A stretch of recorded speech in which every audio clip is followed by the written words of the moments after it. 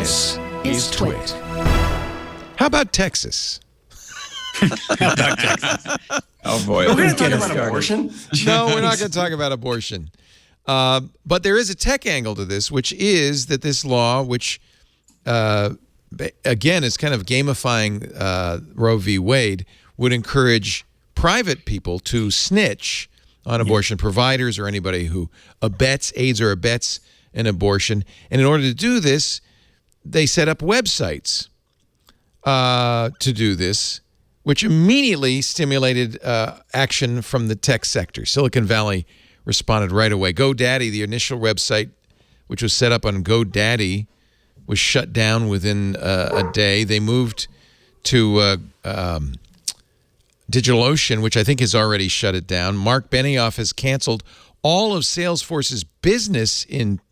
Oh, no, I'm sorry. That was in Indiana when they did something similar. I imagine there'll be a bit of a backlash. Did you see Uber the and Uber? Lyft? Yeah, right. Exactly. So the idea is if you drive someone to the abortion clinic, can you be sued for $10,000? Yes. Is that what they're saying? Yes, because you're aiding and Uber abetting. driver? Plus, it incents somebody who sees that to go, because there's a $10,000 reward to go onto the website and say, hey, I just saw somebody leave for an abortion clinic in an Uber. So if you're an Uber driver, you have to have somebody certified that you're not going to get an abortion? No. Uber and Lyft has announced they will pay legal fees. Good. And what about an airline? What if you fly to another state? Can the airline be sued, or is that okay because you're not getting the abortion in Texas? That would be federal jurisdiction, not state, so they can't get you for that. I would hope not. That'll help. Whatever Why happened not afford to fly? This is, they talk about Sharia law. I think we're getting close. Yeah. Well, doesn't Texas respect the right of businesses to make their own decisions and whatever happens? Yeah, that used to be a rule, right? Yeah. Already, TikTok users are flooding the Texas abortion site with fake tips. Apparently, it's pretty easy to generate a fake address that's in Texas. So the website profilewhistleblower.com, which was set up by Texas Right to Life, that's the one that got kicked from GoDaddy and elsewhere, is being flooded with phony tips. Don't mess with 4chan, man. Don't mess with them. Kind of funny because "don't mess with Texas" is almost a cliche. Yeah. But doesn't it freak you out a little bit when people organize and end up taking political action via TikTok? Because at the end of the day, it is a Chinese company, and I don't mean to fearmonger, but is there a point where the Chinese government exerts its influence over that company and ends up doing something? Yeah, Hong Kong. Using the users there to either start a political movement or using its influence to shut one down. Yeah, and every time I see post stories. Can you in the U.S. post pro Hong Kong TikToks, or will that get taken down as well? Yes, you can. I think you can, but the U.S. in Hong Kong you TikTok could not, especially during the protests. Right. They took all of that down and they lied about it. Right. Exactly. So there was that incident where they kept on buying tickets to Trump's first big rally, and no one showed up because they just expected all these TikTok. That was a TikTok grandmother who organized that. And there are people that celebrate this stuff, but every time it happens, I become a little bit wary and think that I think Larry Mag is one of those people. He just wrote a senior's guide to TikTok. I did. You didn't. I did. Turns out. It's not a senior's guide to TikTok hacktivism, though. I gotta say. No, it's a senior's guide to TikTok. Well, we talk about all the things you could do on TikTok, which include activism, but it also includes recipes and health tips. And it turns out there are a lot of seniors that I can't remember, but 11% of TikTokers are over 50, which is something that a lot of people. I didn't know that until I read that. I was surprised. And a lot of people with gray hair like me are using TikTok. Do you, Dan Patterson, not use TikTok because of what they did in Hong Kong? Does that, like Alex, not because of Hong Kong? No. Oh, no, I would use it to learn about Hong Kong, but no, I don't have any social media on my phone. In part because I'm worried about what it does to me as a person, and in part because, especially with TikTok, and again, I also don't want to fearmonger. But the data that's hoovered up by Facebook, TikTok, and others is not something it's not an exchange I'm willing to engage in. And I don't derive value. I mean, there is value from these things, but I don't derive enough value or pleasure from them to make them.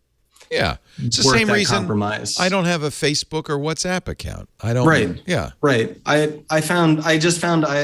deleted my Instagram and Facebook years and years ago, but I just found that it made me feel worse. Like maybe in the moment there would be some dopamine pings, but at the end of the day, it made me feel worse. And I just didn't like that feeling. But also I'm not trying to always be down on technology firms and social media companies, but I don't trust them. And I don't trust what it's designed to do. It is addictive technology, or at least it appears to be addictive technology, and I don't want it on my phone. It's not China per se that bothers you. It's just the platform. It's the algorithms and it's the amount of data that they gather. But Alex, it's China that worries you. I mean, I'm personally bothered by the China thing for sure. Yeah. I ended up taking TikTok off my phone. I mean, maybe partially because of that, but also I took part like a couple months in the pandemic and said I was going to learn TikTok. And boy, did I learn it. I got so addicted to the thing. It's very addictive. There came time where there were some nights where I finished work and I was like, I just want to lay down in bed and be on TikTok. And I would be on for a couple hours. And I said, much like Dan said, I'm done with this. So I deleted that. I deleted Instagram, and I don't miss it. Yeah. You see, so I killed two birds with one stone. maybe I don't have an addictive personality, although there are things that I feel like I overuse. But I just look at TikTok for a few minutes now and then, and just kind of laugh and move on. And if anything, I probably use too much Facebook. Because what happens is I get really, I'm a very political person, and I get irritated by things that go on in the world, and I want to complain a lot. So I kvetch a lot on Facebook. But I guess I am willing to make those trade-offs, the ones that some of you guys aren't willing to make, because I do derive value from them. Okay. So I'm not sure how China would use TikTok. I guess it could. It could create a quote, simulated grassroots movement to, I don't know, get somebody elected president, for instance. Any TikTok user could do that. But anybody could do that. Yeah, but China. But no, it's different though, because if you use your influence over a company as a sovereign nation, where that company is based, to have them push their algorithms to get not just one person but lots of people, moving forward toward a political movement, that is very, very different from an individual user trying to change things. So it's not even like what Russia did with Facebook, which we can have a debate about whether that was effective or not. But they were like, we're going to use Facebook's algorithms and, put fake accounts there to do it. The worry is that they use they use their influence over TikTok to get the company to change the algorithms to turn up or turn down some political movement and then cause some sort of disruption or something unnatural here in the U.S. I think that's a legitimate concern. And I mean, I'm sure you've had these conversations, Alex, but I've had conversations with people at Facebook who say, yeah, we react, and not in the ways that you think. We are not as liberal as you think, and the decision makers certainly aren't as liberal as you think, and we certainly react.